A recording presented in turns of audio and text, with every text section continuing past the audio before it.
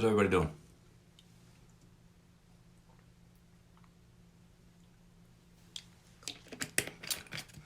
By the way, Powerade Zero, I consume 6 of these a day now. And I noticed that Chairman Doug Collins, our Judiciary ranking member, was pounding the grape Powerade Zero, my favorite as well, all throughout his Judiciary Committee meetings, and then, of course, in front of the Rules Committee as well. So I share my latest beverage of choice with the rising star of our Republican Party in the House of Representatives, Doug Collins. Again, another hat tip in case I didn't give one to him last night and the night before.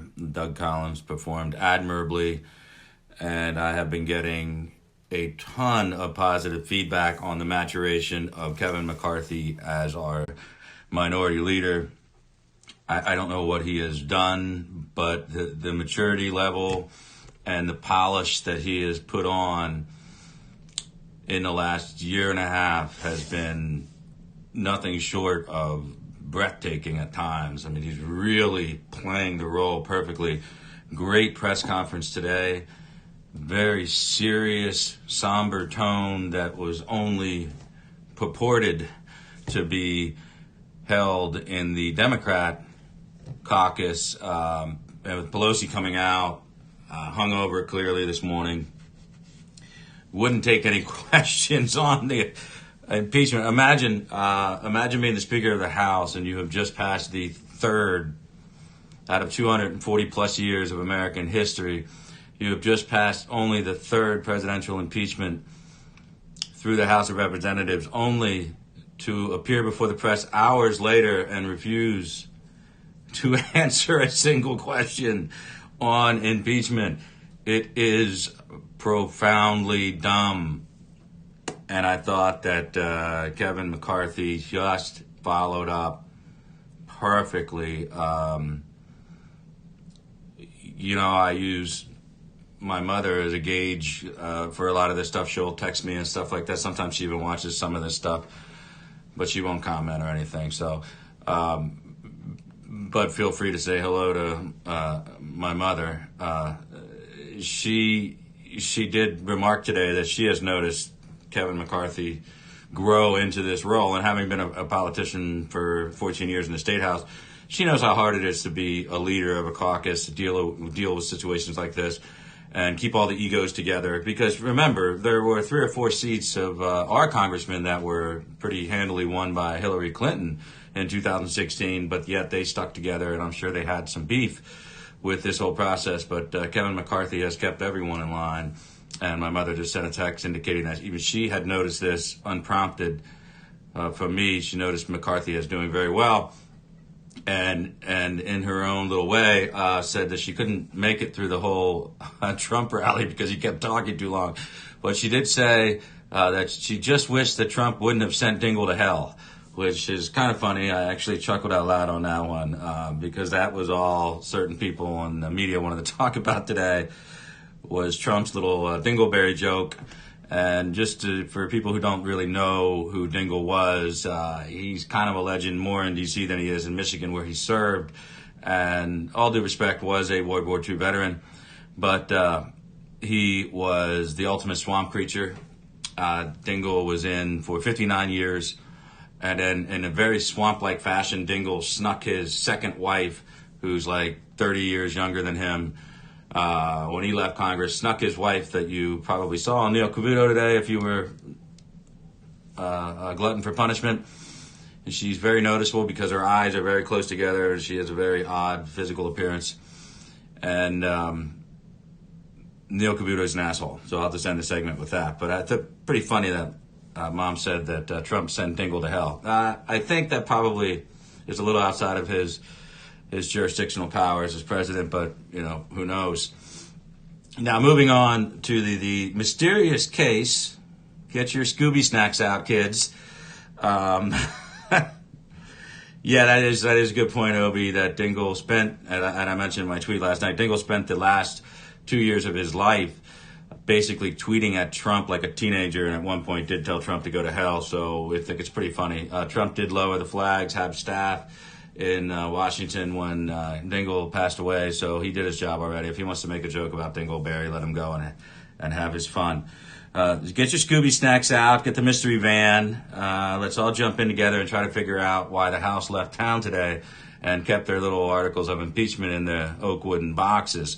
So we kind of put our detective hats on here and say, why does the Speaker of the House, for one, presume to have the authority to withhold this and still claim that she impeached the president? So now the president, in very typical fashion, has instructed his team of White House attorneys to look into the historical ramifications of this to see if it means he's really impeached or not. So now this is just, oh my God, you can't make this stuff up. So we are shredding at a very dangerous rate our institutions, our precedent that make our institutions respectable and predictable and not a banana republic. So we are treading on very dangerous turf here. So when you're looking at the constitutional ramifications of this, I want to be very clear. You don't need to be a constitutional law professor.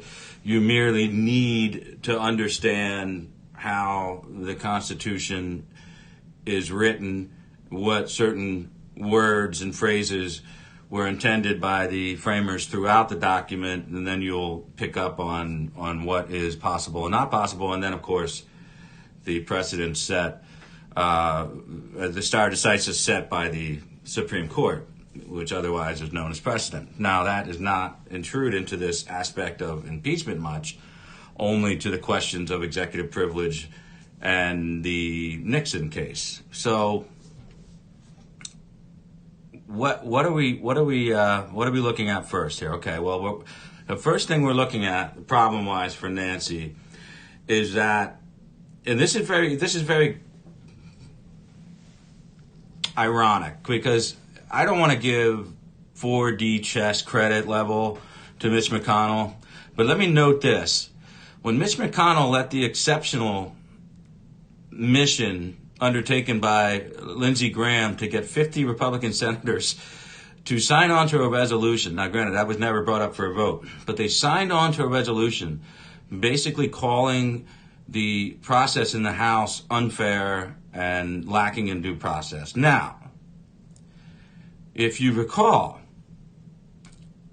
it really pissed off Nancy Pelosi because it forced her to actually formulate House Resolution 660, which was their full vote on the primary, or I'm sorry, the primary vehicle bill for parliamentary inquiry. So it really ticked her off that McConnell allowed this to occur. And if you recall, at the time when the press was asking Nancy Pelosi about that resolution, she indicated that the Article 1 authority is in Article 1, Section 2, strictly, expressly calls for sole authority of impeachment to be vested in the House of Representatives. She was very clear on that, which is, and I'll get to my point of the irony here pretty quickly. So whether he intended to or not, Mitch McConnell got Nancy Pelosi on the record a mere 6 weeks ago to say that the Constitution gives sole authority to impeach to the House of Representatives. Very important. Why is that important, you ask? Well, because if you go to the next section of Article 1, it says very clearly in the same language, sole authority to try impeachments lies with the Senate. So now she's in a real tricky spot, because whether he intended to or not, McConnell has her on record saying, we don't care what you think of our process. We don't have to respond to your resolution. It doesn't matter to us because we have sole authority to impeach the president. So go pound sand, which, of course, the turtle just went, okay. And now, sure enough, she's attempting to leverage into authority that she does not have in the Senate. So Mitch is quite literally throwing it back in their face sole authority to try impeachment lies with the Senate. There is none, and I went through today because I love you all. Maybe not all of you, but most of you on here, I care very much about you, and I want to make your life easier, and I don't want you to be watching and listening to news that may not be accurate. So what did I do today? I went through every impeachment in the history of the United States of America. Okay, including a couple cabinet secretaries, most of them federal judges, and then of course I went through the processes of Andrew Johnson and Clinton, and I even threw in some of the early stuff that was going on with Nixon, particularly because they put some rules together in that process for the House. But that stuff never really made it to the Senate. So here's the deal. Never, not once in the history of our country has this ever been attempted. Now, there's been a lot of clarifications over the years, particularly since 1868, and that was the year that Andrew Johnson was impeached. Andrew Johnson was impeached under several articles, but it was more akin to the fact that they just flat out hated this guy. He just inflamed tensions in antebellum times and Reconstructionist sensitivities between the South and the North, and he just managed to piss everybody off. Okay, so everybody just hated him, but not enough in the end. Not enough for the Senate to cast him from office, but although they did get very close. But I went back and I looked at every single process. I've read the Senate journal entries from every single one of these, and I believe there are 19 total. Maybe 17, 19, I can't remember. So I've gone through all of them. And there has been modifications done. But one thing that has never changed is the House has to alert the Senate as to what they're doing. It was never a question that the sole authority of the House is to impeach. And it was never a question that the Senate was going to decide the matter, and didn't really give a hoot what the House managers thought. Now, one of the funniest things that I did learn, and somehow this didn't come up in any of my con law 1 or 2 classes in college, but one of the funniest things about the 1868 impeachment of Andrew Johnson was that he so inflamed the House at one point that Thaddeus Stevens, who was, of course, now post-Lincoln legendary lawmaker, and from right down the road here in PA, he actually, he and one other representative marched over to the Senate. This is in 1868. They marched over to the Senate, went up to the Senate bar, and informed the Senate that they were going to impeach the President of the United States. At this point, they didn't even have articles of impeachment done. So Thaddeus Stevens fixed his wig, limped his way over, and informed the Senate that they were going to undertake articles of impeachment and they were going to impeach Andrew Johnson. It was kind of like just a heads up, hey, Senate, keep your calendar open. We're going to impeach the president. And the Senate basically said, oh, okay, let us know what you come up with. It really is kind of a little bit of a mild, bit of humor in there, if you will. In history. So what they did, eventually they went back, they did their several articles against Andrew Johnson. I don't even know how many in total, but it was more than 6, maybe 8. Not all were eventually voted on in the Senate, but what they did was they went back, they did the articles of impeachment in the House, they did the resolution immediately thereafter assigning the managers from the House, the i.e. prosecutors, and they sent that information over with the wooden box that contains the resolutions with the articles of impeachment on them and the resolution listing the House managers, and they went and presented it to the Senate, and the Senate then presents it to the body and the Sergeant of Arms, and this is how they, I think, would still do it. I believe they did it in 98 as well. The Sergeant of Arms basically says, hear ye, at the pain of your personal imprisonment, be aware that we are undertaking a impeachment of the president, and basically get your ass here if you're not here. And if we subpoena you, get your ass here, or we'll send the Sergeant of Arms to come and get you. So essentially, I have found no precedents for the House dilly-dallying, lollygagging, whatever word you want to use, for withholding the articles of impeachment from the Senate. Nor did I find any record of attempting to, influence the process beforehand, none of which made its way into the Senate journals. Now, I did discover some interesting things about questions about people might have about should there ever be a situation where a senator could beg off the responsibility of even voting and abstain from it. That's up to the entire body, and that was disallowed in almost every single case because it's a unanimous consent. Everything in the Senate at this point is unanimous consent when you get into the body of a trial. So, and there were other instances where senators objected to senators that were in the House and voted on this and then were in the Senate in time for the actual vote, saying they shouldn't get 2 votes. And that was shot down. If you're a United States senator, not only are you required, but there's no way out of casting that vote as a member of the body once it becomes a trial and an impeachment, whether it's a judge, cabinet member, or the president himself. So here's the funny part. Trump has been suggesting for the past week, he's so just irked about this whole thing that he's kind of seeing maybe a gap, crack in the door here that he can wedge open by saying he's not really impeached because the House has not turned over any articles of impeachment. Now, keep in mind, the precedents of the body, of the Senate, always from the time the framers drafted the Constitution, is intended to be the deliberative body, particularly so, expansively so, exponentially so when it is a trial as opposed to legislative business.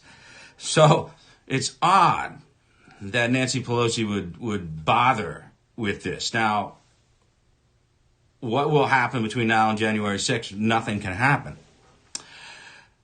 Nothing really, because they could still send over. The Secretary of the Senate's still going to be at work. They could go present articles of impeachment if they wanted, even with the Senate not in session. However, they're not going to do that because the House left without doing their due diligence of selecting their House managers, which must be done by resolution. And she keeps referencing that the House Rules Committee amended some process into 660 or the articles of impeachment themselves, something that they put out about the process of how they will select House managers. Great, good for you. Senate doesn't give a shit. Senate does not care. None of this matters. It is very much like an indictment, like your district attorney charges you with a crime, indicts you, but you're not called up for trial. He hasn't officially decided to prosecute you yet. But he has the indictment in hand, and he doesn't even have to notify you. You could be indicted, I guess, and not be even notified unless they intend to press the charges. So here we have a verdict, if you will, in an unofficial sense, by the House. Impeachment is a political process. So the House itself, it's a simple majority, and it's the Wild West.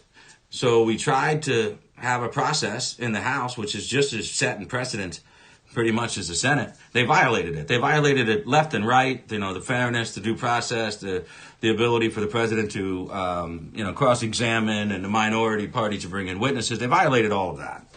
So they've already shredded all of our precedents on this. So this is just yet another step. But I am baffled at the members that I heard talking today in the Democrat Party using these talking points that they, and particularly the Clyburn interview on CNN, where he indicates that the House is willing to hold on to these articles of impeachment as long as it takes in order to get some assurances from the Senate. Well, again, this is a chicken or the egg argument here, because as far as Mitch McConnell is concerned, as far as the Senate is concerned, as far as the Constitution is concerned, there is nothing occurring right now. There has been a vote taken there are theoretically 2 articles of impeachment that could be filed with the Senate, but they have not been. So keep in mind, we didn't have email, we didn't have C-SPAN in 1868, and certainly not even for a good portion of the Nixon stuff in 72, 3, and 4. So you really still have to do stuff the old way, and we require that. So you really still have to put it in print, and this is in the Senate rules. They must see the articles of impeachment printed out in front of them, and then they provide a copy to each of the senators who they refer to as jurors in this instance. Think about this. They are under no duty to explore or get on their systems. They are under no duty to watch the news. They are under no duty to check the Twitter accounts to find out what these articles of impeachment are, what is itemized as the evidence provided therein to the Senate. They ultimately do not exist.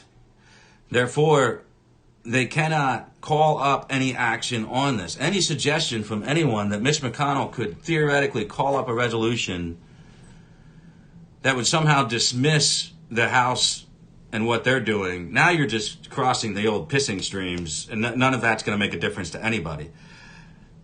The Supreme Court essentially is a useless arbiter here, because what are you challenging? And I've told you this 1,000 times. One, I told you I never knew what Pelosi was thinking with all this because the timing didn't make sense. I know you wanted to get it done by the end of the year, put as much space between your next election and the impeachment, and also try to get it expedited so it wouldn't interfere too much with the Super Tuesday schedule.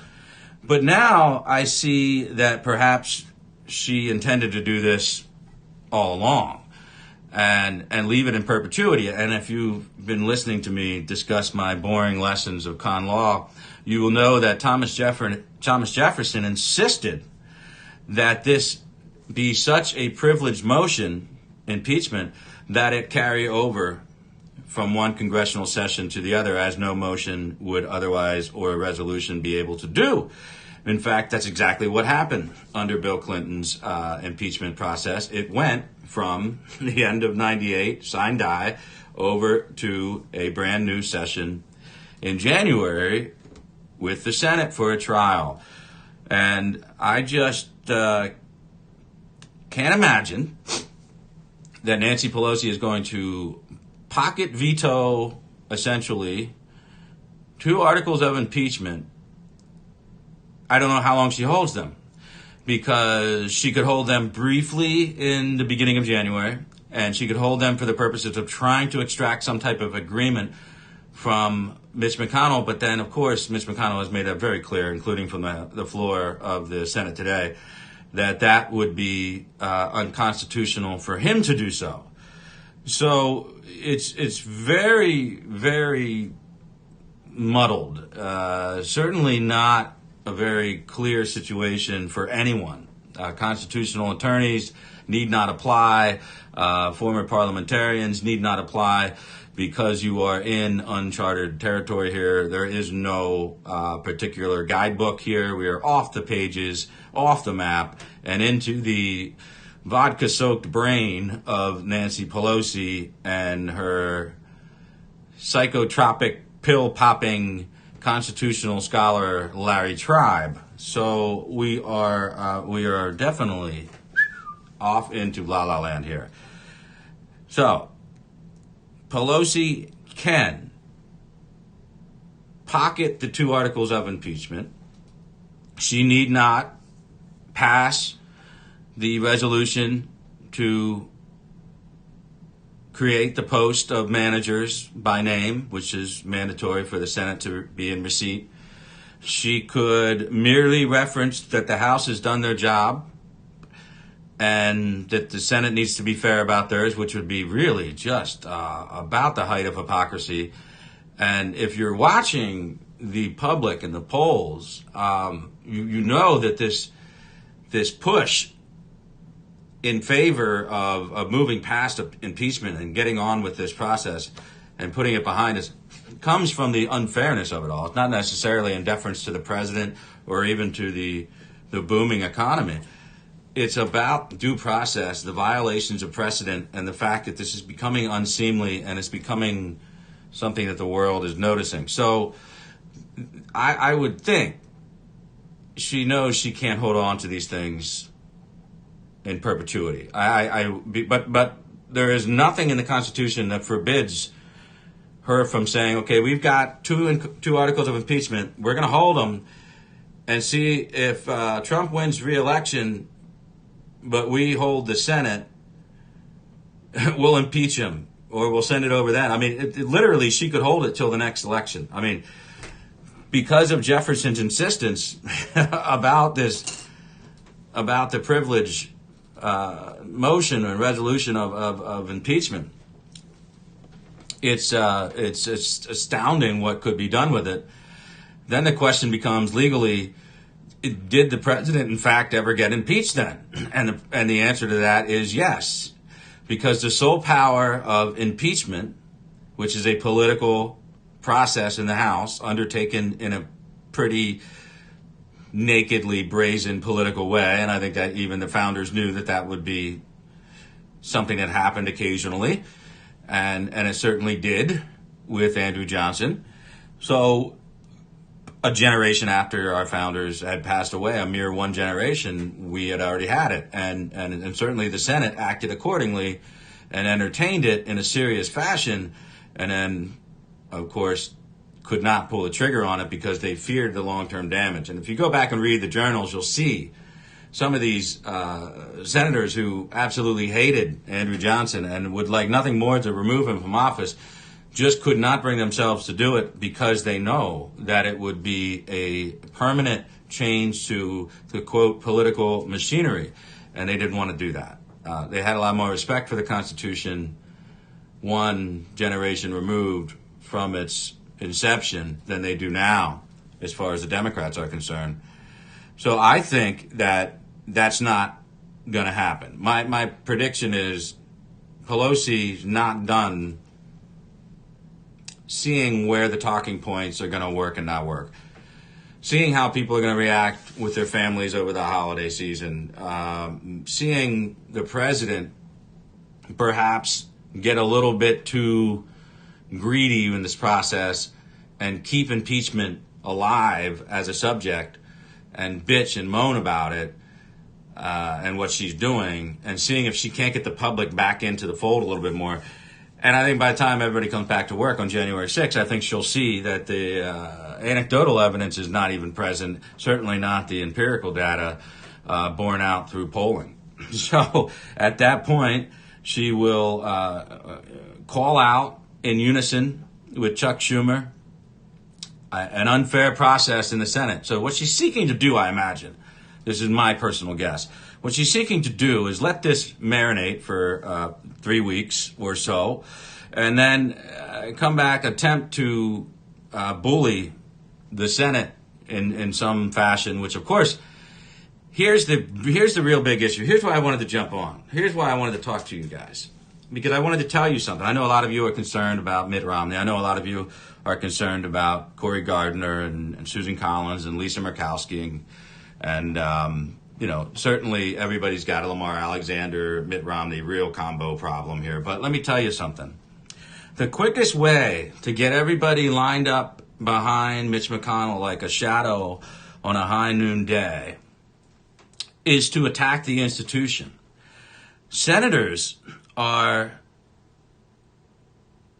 by nature, the most parochial mother effers you are ever going to run into. They piss their territory 9 times a day. The contempt they show for, a lot of them come from the House, the contempt they show for their old peers is on display. They share nothing with them. They won't share a bathroom. They don't share a lunchroom. They don't share anything. The rules, the decorum, everything in the Senate is absolutely excised from their experience if they were in the House. The quickest way to get a Mitt Romney and a Susan Collins and a Murkowski and a Lamar Alexander in line with McConnell on everything is to attack the constitutional responsibilities that expressly lie with the Senate, including Article 1, Section 3, sole authority to try impeachments. To challenge that in the world of the Senate is changing a precedent. And when you change a precedent in the Senate, everybody gets their hairs on the back of their neck to step up. They all have these nightmares about Harry Reid and the filibusters and the judicial side. So they have all this fear about that and dread, and they find the House in this instance to be reprehensible. So even Chuck Schumer will probably find the shaking of the head from a Pat Leahy or some of the older members like Feinstein. I mean, they're not going to give up their role in their perception of what they are. So certainly they see that Pelosi is being forced into this by members of her caucus. It's not a good look. It's not a good look to the American people either. And Mitch McConnell has already just got a whole quiver full of the arrows necessary to hit every target that Schumer would attempt to bring up in sync with Pelosi. So what I wanted to put on everybody's front burner here is that I believe that it is calcifying support for the Senate process among the Republican caucus. I know that there are 6 to 7, maybe 8 senators that just don't like the president, wouldn't mind seeing him squirm, things of that nature. But I'm also telling you that there are no senators that are willing to surrender their heightened status in the bicameral setup as the deliberative body that was vested with this ultra sacrosanct responsibility to try impeachments, particularly of the president. So, all this taken into account, Pelosi gets completely negative feedback over the Christmas holidays, comes back from Washington. Her caucus is complaining because they just got back from getting yelled at by their constituents for 3 weeks about this ridiculous vote on impeachment, and the fact that she didn't even send them over to the Senate is only going to piss off the constituents even more. And those constituents are going to piss off the representatives, and the representatives are going to go in there and they're going to be just piping mad because Jeff Van Drew was sitting in the Oval Office with the president. And not only did they manage to do the first really partisan impeachment effort from start to finish in the history of this country, she managed to actually lose a member of the majority party to switch to the minority party.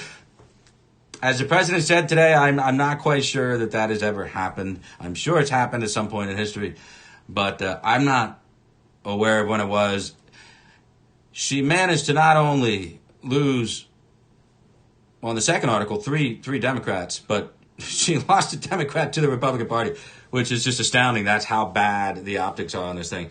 And then to attempt to put them in your pocket and walk around like you achieved something for a while and strut around, it's not only a bad look for the public, it's a really bad idea as far as pissing off, the Senate. So Mitch McConnell's going to get them all in a room in January, and he's going to say with that Southern drawl that the House is attempting to hijack the Senate's authority, that Chuck Schumer is saying the exact opposite of what he said in '99 when he was recently sworn in for the Clinton impeachment efforts in the Senate. Complete opposite. I mean, they've got everything they need in the Senate right now to say, go F yourself.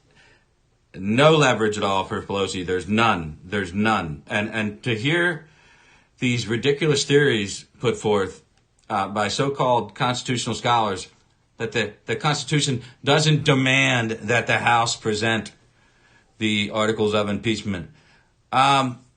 Okay. Well, it's pretty easy to draw the inference that Article 1, Section 2 says the House has sole authority to impeach. Article 1, Section 3, the Senate has sole authority to try impeachments. Got to have the impeachment articles in order to try them. Got to have the charges filed with the court in order to have a trial. So you don't need to be a constitutional scholar to win this little argument if you're going to have it next week on your Christmas trips, wherever you go with your families. And he's a real easy one to kind of push back because they do not have any leverage, just as we had no leverage to stop them from doing anything in the House. But yet, here's the funny part. Here's what makes the Senate, and the House, the House. Here's what makes Mitch McConnell, and Nancy Pelosi. McConnell allowed Lindsey Graham to collect 50 signatures condemning the process in the House, which rightly pissed off Pelosi because she stiff-armed him and said, it's none of your business what we do. It's solely our right under the Constitution. And she was right. She was correct. We had no business doing that, but it was fun, and we did it anyway, and it pleased the president. And it pissed off Pelosi so much that she passed a parliamentary inquiry resolution known as H-660, which was still lacking due process, but it pushed her into that. She's still so angry about that she thinks because she reacted to what Graham and McConnell did, that she can leverage that same type of authority over there, and it won't work. It won't work. They are smarter than you. They are fewer than you, which makes them much stronger than you. There's fewer headaches. There's fewer, incentives for people to pop out of line over there against their colleagues. And I can tell you, the quickest way to get Lamar Alexander and Mitt Romney and Lisa Murkowski, 3 senators that theoretically could do whatever the hell they want and not suffer the consequences of it within the next couple of years, they will not allow the House to usurp the constitutional authority of the Senate. They won't do it. Like I said, I don't know whether McConnell is that good or whether McConnell is that lucky. But I know one thing. Over the past couple years, Mitch McConnell has been both good and lucky, and that has been a fortuitous development for the President of the United States. And I, myself, a political observer of a couple decades and a half, have never witnessed this type of lockstep Republican Party. I have never seen such recognition by all personalities occupying the offices in Congress, both chambers, recognizing that Trump is not something they can even partially eclipse. Recognizing that the spite and the vitriol, the animosity from the base that will reach up and snap anyone who pops their head out of line. That type of recognition, what is going on right now, is just so uncommon in history, particularly when you're discussing articles of impeachment being passed by the House. Now, you've seen the polls. You know where the direction of the polls are going. You may not know that there are 7 Democrats on a stage in LA tonight running for president. I bet you half of you didn't even know that there's a debate tonight, and I bet you 75% of the people watching me won't watch it at all because they don't care, and 25% of you that will do it because you will want to make a meme or laugh at them when Joe Biden says something silly, or Amy Klobuchar shakes like a leaf in a fall breeze. These are the types of things you might tune in for. I myself have better things to do. So Trump's shadow right now is so large. He is such a force of gravity that he's actually being impeached and simultaneously pulling in interest from moderate Democrats about joining the Republican Party.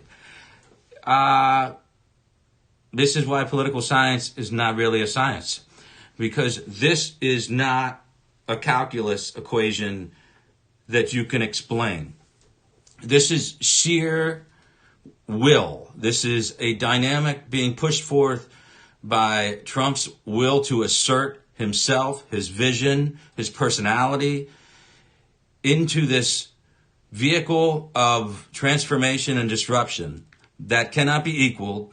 There is no one on the surface of the planet, at least in this country, that has the charisma, the chutzpah, the finesse, the media savvy to do what he is doing, and he's doing it without a net, meaning he's doing it with really very little to no experience.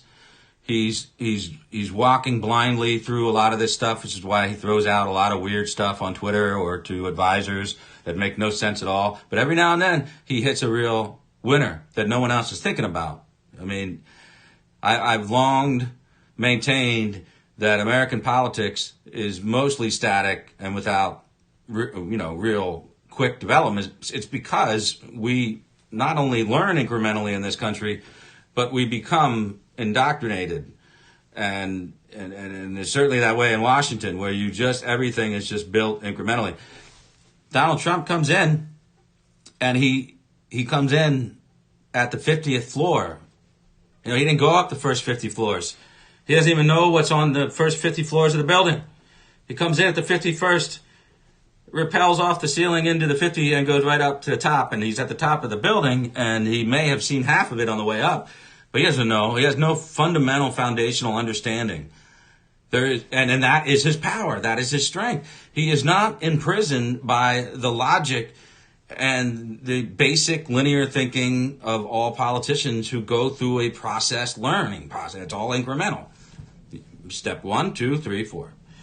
And it is quite amazing to watch, but it is still a high wire act, and there is no net, and you never know when he's going to go too far. And if he goes off there's nothing to catch him. I mean, if something real, if he ever messes up in a real defined way and he gets caught red-handed on something, let me tell you, it would be the fastest fall in political history, not necessarily because the base will leave him, but everybody in the political hemisphere, Republican establishment, will flee for the hills, and no one will catch him. No one will catch him. So he's done a magical job of staying out of that pile of shit and not doing anything that is realistically criminal or impeachment worthy.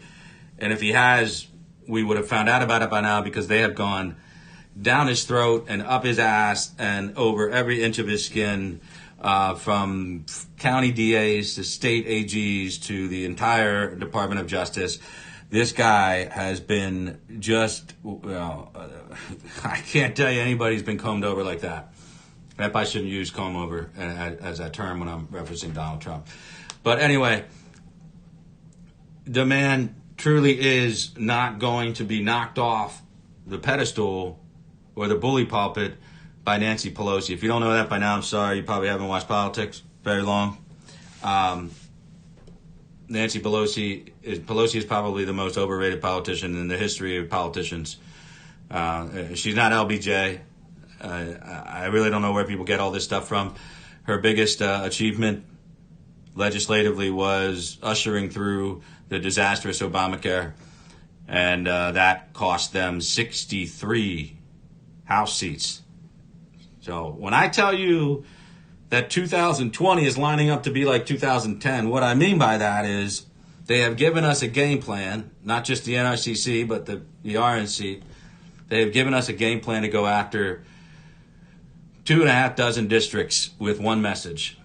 And that we haven't had since 2010. And that message was Obamacare. That message was, the lie about being able to keep your doctor, mandates, Cadillacs, plans, and things like that. So anyway, I'm going to wrap it up. The girls are home. I just wanted to share with everybody that this is not a constitutional crisis at all. Impeachment is a political thing. As long as it stays in the House and doesn't go to the Senate, it never happened. Okay, does a tree fall in the forest? No one's around. Does it make a sound? Who cares? That's always been my answer. If there's an impeachment in the House and it doesn't go to the Senate, did it happen? Who cares? That's my answer.